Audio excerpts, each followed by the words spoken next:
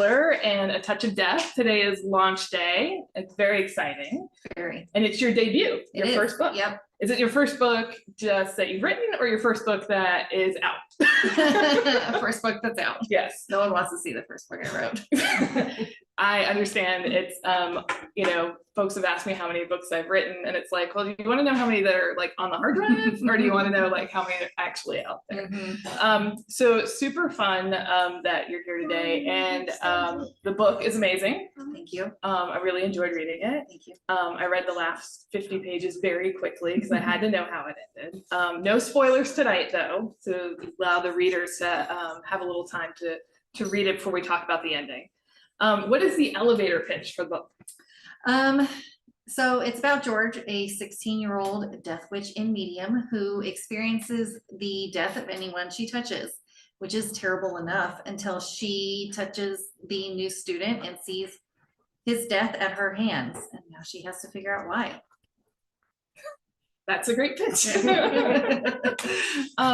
So George is a death witch. And has touch telepathy, where so she touches folks, she experiences their death. What was sort of the inspiration behind George, behind the book? So I was actually writing a piece of flash fiction when I was in my creative writing program, and I was watching Pushing Daisies again because I was obsessed with it, and I'm still salty about how it ended.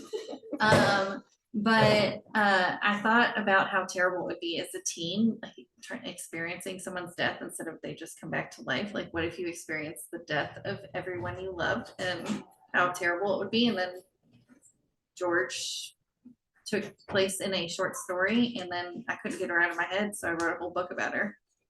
I did notice a Pushing Daisies reference. Yes. The cotton candy bag? Yes. Yes. And when I read that scene, I was like, that's like Pushing Daisies in the cellophane. Yep. So, okay. What, is there a scene or a character that you most like related to or was most fun to write? I think Jen was the most fun to write because again, she just was supposed to appear in the first scene, and then she, you know, kind of took over, and she had a lot of growth for a ghost. So I was surprised by how much she was in the book, so that was kind of fun for me as an author. For those that don't know, Jen is a ghost in the book, and is a teen ghost that has an unfortunate death before the book begins, but pops up throughout and is really fun. And you're right, she actually has a lot of character growth throughout the novel. Who are the other characters that you feel like experience some growth? George, obviously, because, you know, it's her story, but also I think her grand does too, because her grand's really protective in the beginning. And, you know, as George kind of comes into her own, grand kind of lets her go more too. And there's Felix and Trixie, but they were just good-hearted all the way through. Something I really enjoyed about it was you focused on a lot of different types of relationships. So there's George and her grand, which is like the parental relationship. George and Felix, which is the best friend. George and the love interest. George and the ghosts. What is was your favorite of those relationships to write? And was there any like anything from personal life that found its way in there? Anything from other inspirations, TV shows, anything like that? So my favorite relationship to write was George and Felix, because it's platonic and they're such opposites, and he is just there for her the whole time. And I don't know that I pulled experience from anything other than just thinking about what a really good friendship would be, especially as a teen, because it's like a tumultuous time anyways. So I tried to balance who George was with someone completely opposite who would still be, you know, like her rock throughout it. So, and Felix is a non-magical, non-witch character, and George is a witch and is in this kind of really interesting world and culture around that. Mhm. Do you want to explain kind of the witch vibe? Yeah, so in the small town, there is a death coven and there are witches there, but there's also normal people who have no idea that there's magic in their town. And Felix is one of the ones who knows that there's witches, and it's because when they were super little, she touched Felix and saw his death, and he didn't freak out when she did. And so instead of erasing his memories or doing any of the things that they would to prevent him from like finding out about the witches in town, they let him stay because he was such a good friend. So it was kind of neat balancing what other people knew, especially with the mystery of how all the deaths in town are occurring, with how many people knew about magic. And her gran is the supreme. Yes. So explain kind of the hierarchy. Okay, so her gran is the supreme, who's like the leader of the coven, and George is the rising supreme, which was a title that she was not supposed to come into, but when her parents died when she was young, she kind of inherited that role, and it played a big role in the book because she does not want anything to do with her magic. So like, you know, exploring what it looks like to be such a pivotal role within their coven, which is so important, and something that she has actively hated for most of her life and avoided, and then to try and turn that around and not only, you know, juggle, am I going to kill this person, but also will I have the support of my coven if I need it in the end? Because as you can imagine, someone who's supposed to lead them being so apathetic and angry about magic isn't like the best role model for the coven. So they weren't very happy about it. Yeah, there was a lot of tension Mhm. in that, and George kind of coming into her own and doing that coming of age story that you see in a lot of YA books, with the tension of the expectations from her gran, but also with the coven itself, and coming into like her powers with the goddess. So it was a really great exploration of all those different forces working on George and how it develops her character. So, you mentioned this, that it takes place in a town where there are witches and then normal folks like us. And it has a really like small town vibe. And I grew up in a small town. Okay. So I like totally was reading this like, yep, one high school. That's you know, everybody knows everybody, everybody's business. So is the small town, it was pivotal to the book, but was it something that you've experienced before too? So I did not grow up in a small town. I actually grew up in a very large well, town. You did it really well. Thank you. But I did go to a really small school, and I think that's kind of what inspired the small town, because you know, it's kind of hard to hide things when you're in such a small environment.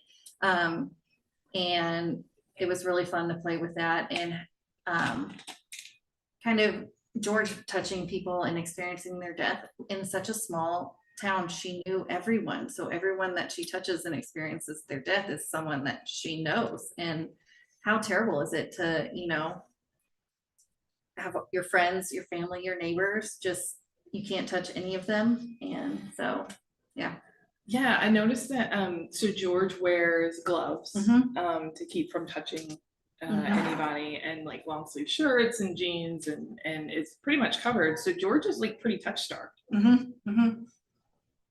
Yeah, so there's a scene towards the middle of the book where you know, you really start to see how she wishes that she could, you know, just get that moment of comfort even from Felix, who's the only person she willingly touches because his death is so peaceful for her. But you know, it plays a big part in the romance too, because you can't touch the person that you're romantically interested in. How does that work? And is it, you know, it was a question of, is it worth pursuing for her? So which is where we get our pushing daisies moment. Yes. Yes. My oldest daughter is actually named after pushing daisies. Really? Yes, Charlotte, because Charlotte Charles, girl named Chuck. So that's cool. I named my daughter after a video game. That's what people do. I noticed in your, I didn't know this, but in your bio, in game, like, what do you play? I dabble in D&D. I'm not very good. But I actually wrote a paper on how story develops in like role play games, and when I was in my graduate program, and that was the first time I played, and I really enjoyed it. I wish I had more time for it. So I wrote a book with D&D archetypes in it. And I haven't played in a very long time, but it's something that we did all the time at college, and we played role-playing games in D&D, and absolutely loved it, and wish I could get back to it, but as authors, we are just so busy. And then I played a lot of World of Warcraft. Okay. Yeah, that was really popular when I was in high school. So It was a time vampire, and so I had to stop playing because I was like losing days at a time, farming for like wool and stuff. So I had to stop playing. But a lot of those things, like games and like we mentioned, other media like movies and TV shows kind of show up. And we were talking before about how in YA books right now we're seeing a lot of witches, we're seeing a lot of like psychics and mediums and that kind of thing, and it's kind of seeing a resurgence. Yeah, no, I do think it is funny how trends pop up and they seem unconnected. Books that have been bought like 2 or 3 years ago all of a sudden come out and they're all so similar. I've seen so many witches and like werewolves, and I love it. Like more, please. And vampires are back too. I love a good witchy book. So do I. Yes, I really enjoyed that, and I also recently read Brewed with Love by Shelley Page, which is also a really good witchy book. I will have to read it. So this is a very good fall book, a good book to come out during this season, and kind of even though it's like raining here in Asheville, this would be like a perfect day to curl up with this and read it. I felt like it was the perfect weather for a book launch. Did you control that? I did. Is there like we've talked about George, but is there anything that like George would say about herself at the beginning of the book versus herself at the end of the book? I would say she'd call herself what Jen calls her, which is prickly. With good reason, you know, stay away, don't touch me. So she doesn't have any of that like experiencing death. And then I wouldn't call her warm at the end of the book, but she's open. Yeah, open. Yeah. Maybe not like fully like a full open door, but the door's cracked and like she's exploring. Yeah, I mean, like she let Trixie in, and had her doubts about Trixie, who is another character in the book, and but you know, by the end has embraced Trixie. Of course, she's always has Felix, so I feel like for her at the end that you know there could be more to her story, and could be like developing other relationships in the coven and then outside of the coven too, because she has really grown throughout the course of the narrative. Yeah, I've thought about, you know, exploring further into Georgia's story, and if I did, it would definitely involve more of the coven because, you know, she's now an active member, and there are other dynamics that go in to that now that she is involved and in a position of power, and there's still going to be residual anger, even though, you know, she's, you know, found her way back. There's still lingering pains of her hating it for so long. Yeah, she was not pleasant at the end. When you said prickly, I immediately thought like rusty bitch face. That is like her at the beginning. If you could spend a day in the book, what would you do, or who would you be? I would want to go to their little downtown area because I wrote it like a downtown that I would like to go visit, go to their little bookstore and all their like themed stores too. Like I would love to go get a coffee and look out at the river where so much happens. Yeah, the river is very important. It is. Yeah.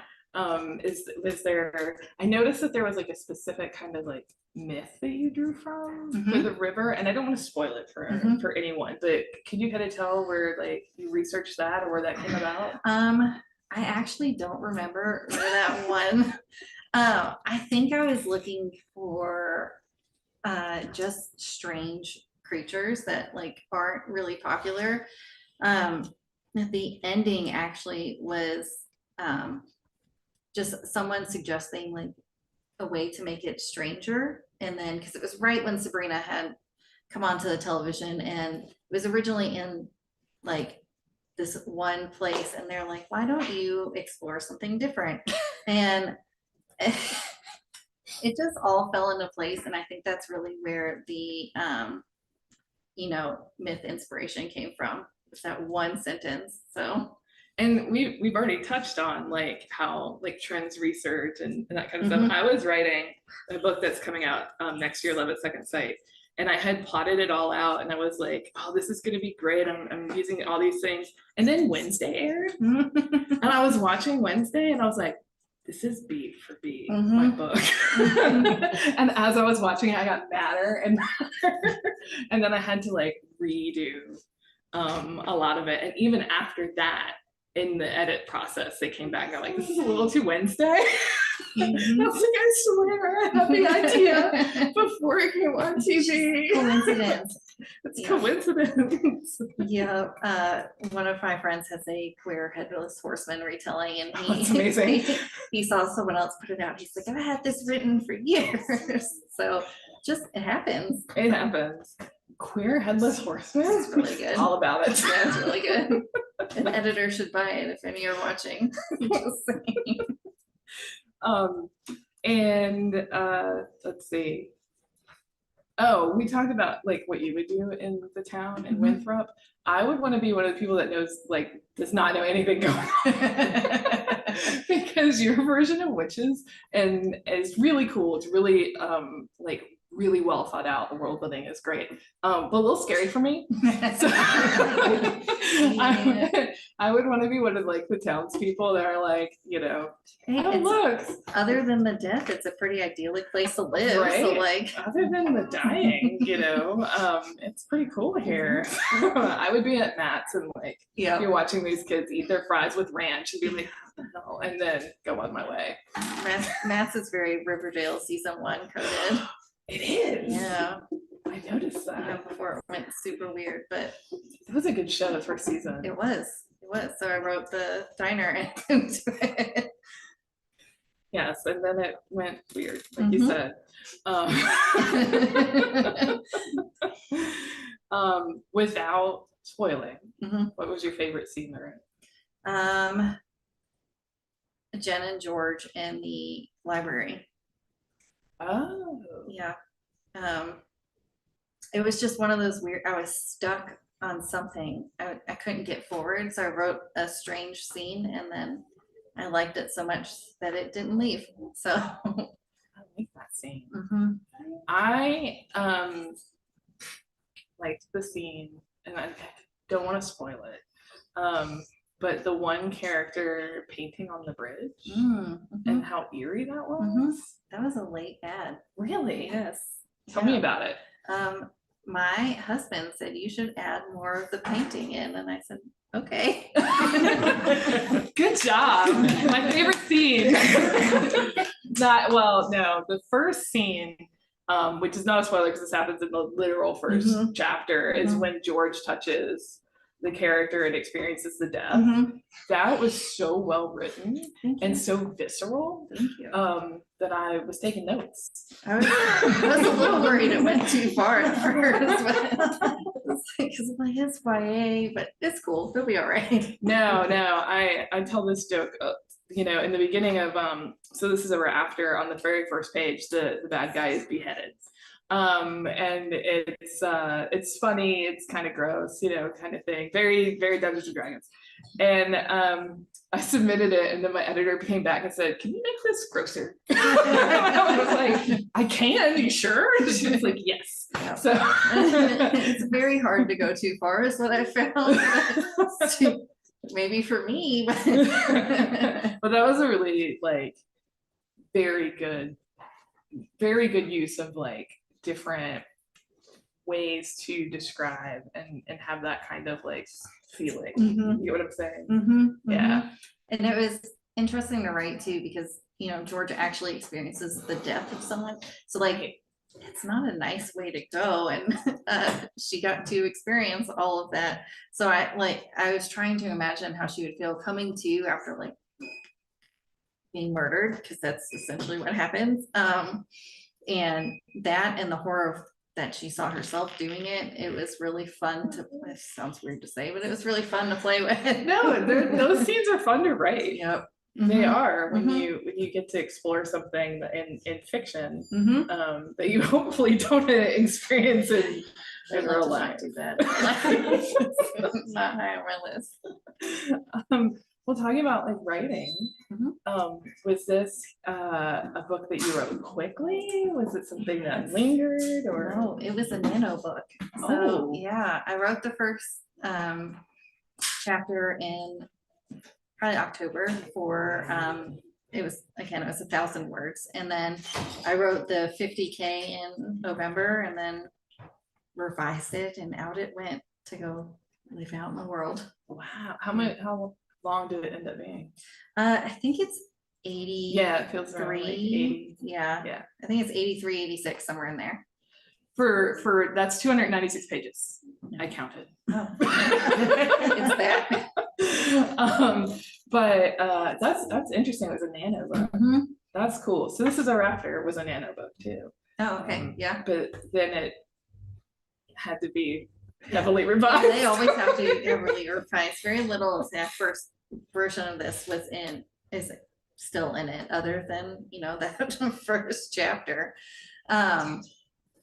But yeah, it came out really quickly, and then many rounds of revision for revising. But that's how I normally write books, very quickly to come out in draft, and then a lot of work in the back end. Very envious at this moment. No, they're not good. They don't make any sense. They're just words on a page.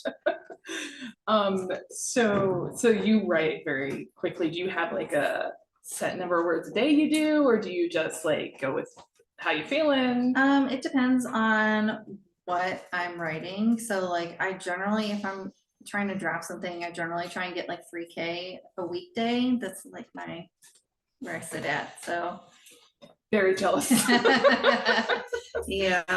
One of my other friends is, writing a book under contract, and she is a slower drafter, but her drafts are so clean, and I'm so jealous because so much revision ahead of me, and hers is just very clean. I live in that like middle space where the drafts are okay. I still need a lot of editing, but also I can write very quickly sometimes, and then other times I just feel like I'm plodding along. I am in that moment right now where I feel like it's the worst. I'm in the muddle of the book, which is the middle, and it's been a rough couple of weeks. That's the point where you start to question, why am I writing this? Does this make sense? This is garbage. Let me set it on fire. And then the new book idea sounds really good, so you want to go write that instead, right? Or a book that you need to revise that sounds really good. It's that meme of like looking over, like, oh yeah, look at that shiny idea over there that I haven't screwed up yet. At 30,000 words into that, you're going to be in the same spot. Yes. So yes. Yeah. So so are you a plotter, or are you a pantser? Are you like somewhere in between? I'd say somewhere in between. So I generally know the beginning, middle, and end, and like a couple things that I want to include. And then I kind of plot as I go. So I know where they need to be, and I see how they get there. Because it's most of my writing is character driven too, and it's really hard to figure out what's going to happen to them if I don't know, how they're changing as they go. So you like plot the beats, and then you're getting the characters to that. What if the characters misbehave? What do you do? Follow them. They do that a lot. I follow them, and sometimes it works out, and other times it's like 10,000 words, it goes bye-bye. Next revision. deleted like 5,000 words Mhm. over the weekend. I was very sad about it. Mhm. I worked hard for those, but they just didn't work. I'm drafting a book that I tried to write many years ago, and I wrote like 35,000 words, and none of them are usable. So they're just The way it happens. they're in the trash right now, which just feels sad to do. But yeah, it was really bad. It was embarrassing. It was before Touch of Death too. Like, Is there anything that didn't make it in the Touch of Death you had to cut? I'm a pretty lean drafter, so like I write really short books and then add into them. So there's not usually a ton of cutting that happens. There were a lot more research scenes that happened that got cut and like combined, and a lot more scenes of Jen and George in the library because I just enjoyed writing them. But they did not make it. So just that one. Jen turned out to be, it was surprising to me, but Jen turned out to be like one of my favorite characters. It was surprising to me too. Again, she's a ghost. Yep. Who has an untimely death, but Yep. ends up being really not so much important to the plot, but important to George's development. Yeah. I think Jen's the first one who makes her look at herself instead of others. Oh yeah, that's a good And point. again, I did not plan that. It was just I really liked writing her, and you know, if there is a sequel, she will obviously be in it because I just enjoyed writing her, and how, again, in the same way that Felix is George's opposite, so is Jen, but in like a completely different way. And you know, Yeah. that was good for both of them. Yeah. So you mentioned the research scenes. How much research did you have to do for the research scenes? A lot. I have so many like not tabs, but like bookmarks in my browser of like weird creatures and like myths that you haven't heard of and lost. Now you're speaking my language. Yeah.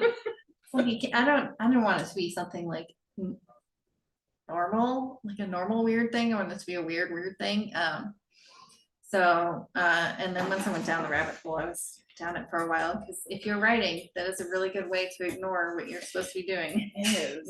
It is. I was researching, what was I researching today? Something that was definitely not what I was supposed to be doing. But I was like, oh, let me think about this over here. But yeah, like researching not weird, but like different mythology that we don't see a lot of. I did a lot of research into like local myths and legends for one of my older novels, and found out like there's a goat man in Maryland that lures people under the train trestle. Awesome. There is a lizard man in South Carolina that has his whole festival that you can go to. Oh, kind of like Bigfoot here. Yes, kind of like the Bigfoot festival here. Yeah, I did a lot of research for another YA book that I drafted that's set in Western North Carolina about all the weird myths that are here. Not even just, you know, because you know, like backyard witchcraft's a thing here too. So like what do people that grew up here, what's their association with witchcraft, and what interesting things could I add into the coven that's here as well? So that was another very deep rabbit hole. Many books are read too. Yes, I have found that when you're researching any kind of area, everyone has a ghost light. Everyone, there's a ghost light here. There's a ghost light where I grew up. Yep. There's a ghost light everywhere. It just has a different myth around it. Yeah, that one's here too. I noticed in the book that there's a line about a coven in Western North Carolina, and it's only a line. And I read that and I was like, huh, wonder what that was about. Yeah. That's that book that I drafted, and maybe one day it'll be out. But different coven, different kind of witchcraft, because you know George is a death witch, but there are other types of ways to access magic. So when I was thinking about why her magic was different, I also thought about what other kinds you can have out there. So that was kind of fun to explore and play with when I was supposed to be writing. Seems to be a theme as well. So yeah. Is there anything that we want to talk about that we haven't really talked about the book or about your writing process? I do want to touch on like the thing I'm proudest about. Oh yeah. In the book. So it's YA, and I'm obviously not a teenager anymore. You made it over the hump. But one of the things that I am proudest of is in a lot of my reviews, it talks about how it's definitely, you know, written in a teenage voice for teenagers. And like, I feel like there's been a skew in YA older for the older crowd. So I really tried to make sure that Touch of Death was for teenagers and how I would have felt as a teenager. I was very prickly as a teen. So I did not have a growth into being more open until I was much older, but I tried to write it what I would have needed. So it's been really great to see, you know, that come through to others too. Yeah, it was great. George is messy, which is awesome. Teens are messy. Teens are messy. Dumb choices, because it's just age and, you know, experience. And even as adults, we make silly choices and do silly things. And, you know, nothing's linear. And I don't feel like George's growth is linear either. So. No, but yeah, it felt really authentic. And not only George is messy, but Jen and Trixie even a little. Yep. Felix has an interesting background that you touch on a little bit. And they're all just like really well-developed, well-rounded characters that when you're reading them, yes, they're in this narrative arc that's happening, but you can tell that you've thought of the lives they have outside of what's going on. How did you develop the characters? So I actually read like the Lord of the Fading Lands series. It's like a very weird cover, very great book. It's so good. And it had such well-developed side characters that when I was you know, thinking about Touch of Death and really in revision, because the first round it was just George and her shenanigans. You know, I wanted to make them authentic in when you have a friendship with someone, you know things about them that may not be touched on page. Right. But I wanted that to come across. So I had to think about, you know, how were George and Felix friends? What did their friendship look like before this book started? And, you know, that really helped lay the groundwork for how those side characters grew too. And you could tell in George and Felix's relationship how close they were, because they would have conversations about things that maybe the reader didn't know about, but you could tell they knew about it. And then later you snuck it in what they were talking about. And I've noticed that several times where I was like, I'm not really like, George, they're talking about something, they're friends. But then later you brought up like Felix's parents, Felix's brother, kind of thing. And you don't get that at the beginning. Yeah. But you can tell that they're close. Because you know, there's like a line you walk with giving backstory in books, because you don't want to, you know, put it just info dump on someone and be like, here is all of their life story and here's all the terrible things that have happened to this point. It's when it's sad, and two, it's not necessary at that point. So you know, in mentioning it, it laid groundwork to be able to expand on it earlier. And there's actually a very long, that is a scene that got cut. There was a very long like apology scene between George and Felix, because George was rude, which is not surprising, and Felix was mad. And you know, it did feel like an info dump there, but that was part of me exploring, you know, what had happened to Felix and why they were such good friends too. And George makes some poor decisions. But those decisions felt not, I'm making this decision to further the plot. It felt like, yeah, this is a decision George would make. Specifically keeping certain things secret from the adult figures in the room. That's what teenager does it. Right. So it felt authentic. Like I said, it didn't feel like George's poor decision making where it was because it was furthering the plot. It felt like that was a decision that character would make. Yeah. Again, that plays into, you know, what would it look like if she doesn't have the support of the coven behind her? So like, even as she's finding things out, like, who does she talk to that's one, going to believe her, and two, going to support her without, you know, bringing up her history of neglect of the coven and her magic. So, and really in the end, she puts herself in the situation by having secluded herself so much. So you had mentioned that you came when Camilla Cole was here for So Let Them Burn. And in her book she has characters that make bad decisions, and it's like, oh no, this character's being a teenager. Because that's what they do. But I felt that with George too. And you're right, like in the beginning she only has Felix. She has her Gran, but her Gran is also part of the coven and is leading the coven. So George really only has Felix, and Felix is not a witch. So yeah, she's kind of in those first couple chapters before some of the other characters come in, she's really alone.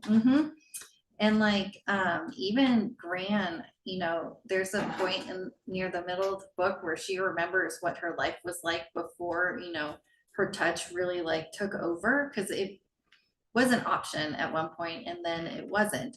So it happened every time. And she had a better relationship with Gran when she was younger, and, you know, kind of ruminating on, was it her that did this, or did Gran pull away, or was it a combination of the two to prevent her from seeing Gran's death? Oh, that's a good point. I did notice that she never saw Gran's death. Because that would be terrifying, seeing your only parental figure's death. And yep, and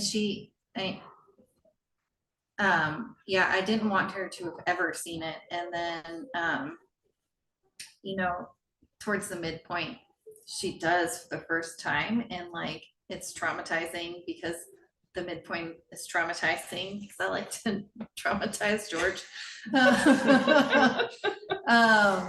But you know, even though Felix's death is very peaceful, and he uses that to his advantage when he does dumb things too, he, you know, it's still recognizing that death is coming, and you know, that's such a heavy thing for anyone to think about, and it's a universal experience. But you know, as a teen too, most teenagers don't have involvement with death, they haven't experienced it in that kind of way, and then for George to be like wrapped up in it the whole time between her magic and then experiencing it, it was really interesting to write about. And you're right, a lot of times teenagers are maybe experiencing death for the first time, like a grandparent or something to that effect. And we were talking before that I grew up in a very small town, and my mama and papa's house was right next to the funeral home. So we weren't allowed to play outside when there was a funeral going on. Screeching children during the service. Right. So it always kind of felt there for me growing up, because it was, you know, they were right next door, and we had these really kind of morbid jokes about they won't have to go very far. My mama made that joke. That was not me. Okay, my mama and papa made that joke all the time.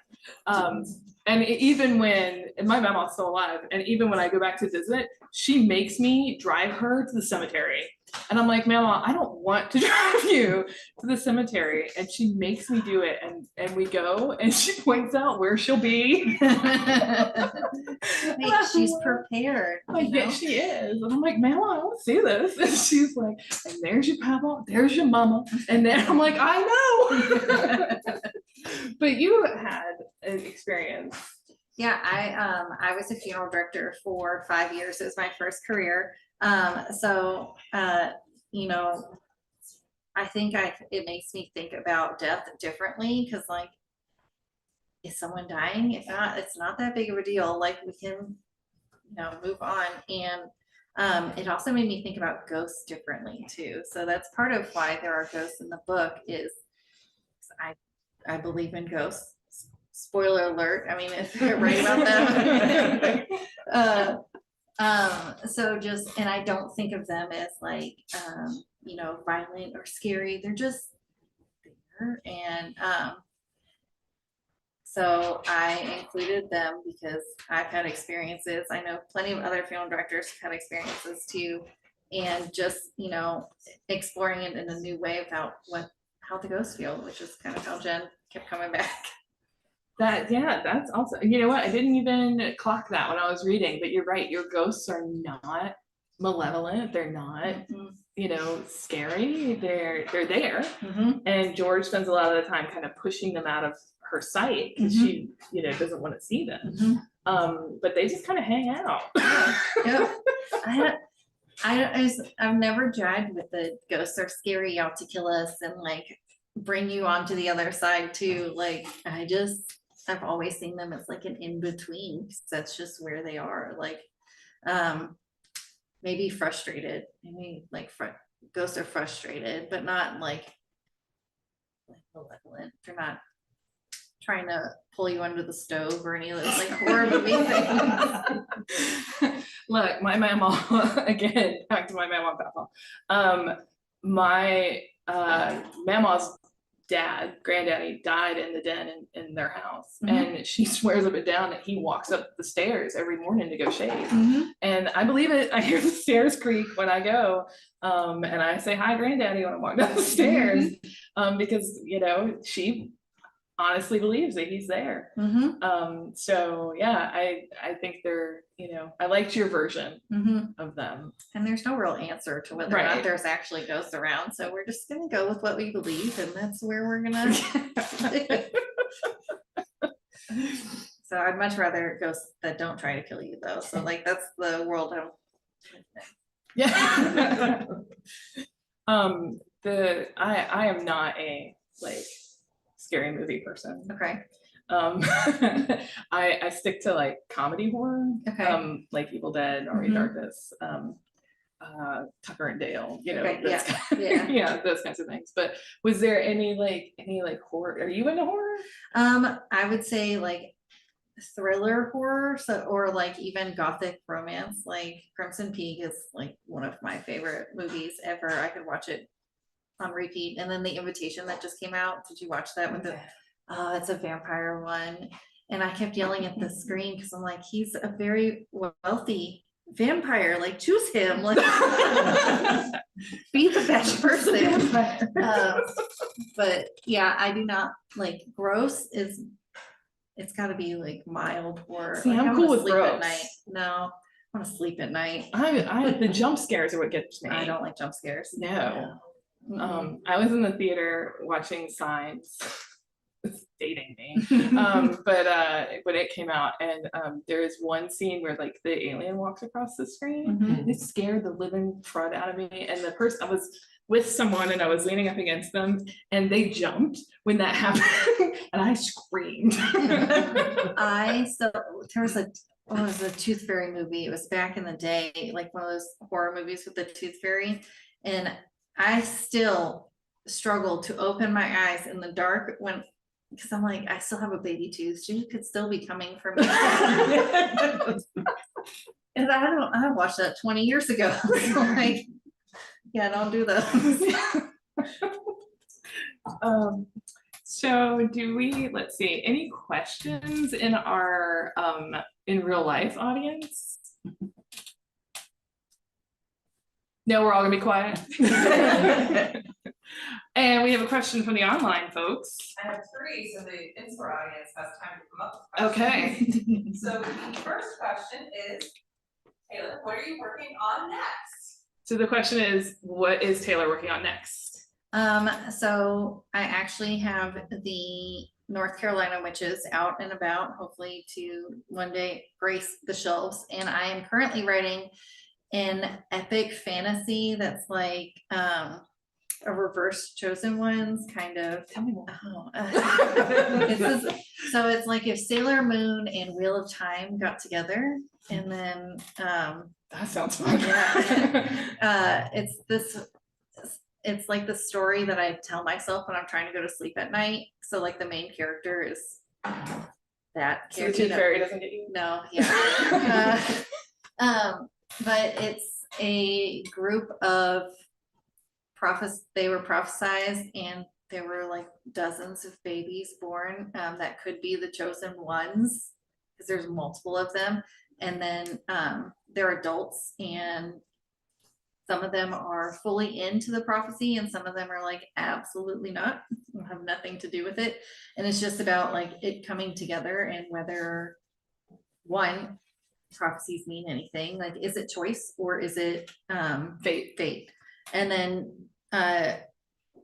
two, like what do your actions mean, even if it is fate? Like if you're fated to do something and you go along with it, or you fight back, does that matter? So That's a good question. it's really been, it's an And interesting, in here, death is like death is permanent. Yep. What George sees is what's happening. Yes. Yeah. So when George sees herself murdering someone too, you know, like you don't want to be a murderer. I don't want to. I don't know what else feels. But you know, and there's a lot of you know, self-reflection that goes into that. Like, for her, is she that person? Is that, you know, really what's going to happen, and then why? And is there a way to change it? So it's really interesting to play around with. Apparently I like fate. Yes, Katie. Alrighty, the next question is a two-parter. The questionnaire wants to, the questionee wants to know who inspired Felix, everyone's cinnamon roll BFF, and who inspired Trixie. So who inspired Felix, the cinnamon roll BFF? I don't know. I don't think, again, I don't think there was a specific person that inspired Felix. I think it was just the idea of he's kind of too good to like let get hurt. So they all like it's protect Felix at all costs. I call him King Cinnamon Roll. It's just how he lives for me. But I think it was just more of the idea of who would be so different from George, but still, you know, find that relationship. Because he's soft at heart too. Like he's Felix a poet. is one of those looks like a cinnamon roll is actually a cinnamon roll. Yes, yeah. And George is looks like we'll kill you, we'll actually kill you. Yeah. And then and who inspired Trixie? so Trixie was the two separate characters at first. Wow. Yeah. It was Clara the friend, and then Katie the interest. And then I, you know, during revisions, like it was kind of this, what if the friend was the romantic interest as well? And I kind of combined those two. And I don't know if Trixie had a specific influence either, but just, you know, that first crush and like maybe a little bit of a girl named Chuck, just like excited into it, wants to find the answers, and you know, again, kind of makes George look at who she is and what her choices are. And Trixie is the cinnamon roll that will kill you. Yes. Yes. Yeah. You said she was originally two different characters. Would you combine them during like writing, or did you combine them like in the revisions? In revision. Oh wow. And like pretty late in revision too. So they stuck as two characters for a long time, and I think it was someone mentioned the name, so Clara was the original friend character, and someone mentioned that Clara was too close to their school assignment, Clara, that's in there, and I was like, oh, I'll rename her, and I'm like, maybe I'll just combine them, and then that's where it went. And this last question is for me. Oh. I know, I heard Beth Rhodes ask this question, I loved it. What I want to know is, a lot of authors have different emotions that inspire them to write. Because Beth had said frequently that she would write a book out of spite. Yeah. I'm curious what emotions inspire both of you to write. So the question is, what emotions inspire both of us to write? And we're calling out Beth Rhodes because she says spite a lot. Spite's the best way to Love get you, things Beth. done. I think Touch of Death came a little bit out of spite because it was during the pandemic, and just kind of like I was grumpy because I had moved here and I didn't know anyone. Then we were, everything was shut down, and it was really lonely and isolating. And I guess you can see that a lot in George too, but I would say like sadness and spite. So, but I write for spite a lot. I do. I would say that I actually write from a place of sadness a lot. Just because there's a lot of my characters are going through it. But inspired by just different things. And I mean, spite a little bit. But yeah, definitely. And a lot of times, like I use a lot of comedy in my books, and it shows up, and even like heavier subjects have like a comedic undertone in them, and that's just because I deal with everything by laughing. So that's where I would say I'm coming from. See, I'm petty, so like I am petty. I Oh. So like I think of Taylor Swift a lot because she said, I don't forgive and I don't forget, I just move on. But I take all of the things and I put them in this folder that I'm going to use later when I'm writing. So all of the wrongs are in there. My family will tell you that I am petty. So I don't believe that at all. Any other questions for our debut author?